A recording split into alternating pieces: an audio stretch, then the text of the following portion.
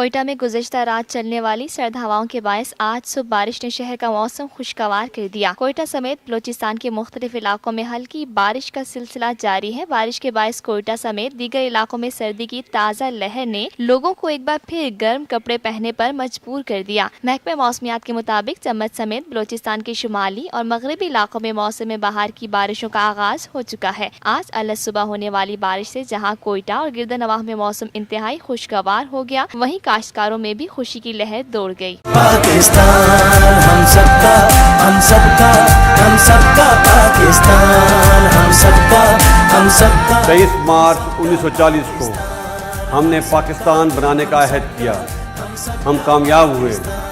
आइए आज फिर अहद करें कि हम पाकिस्तान को फसादियों से पाक करेंगे, क्योंकि ये है हम सबका पाकिस्तान। हम सबका पाकिस्तान।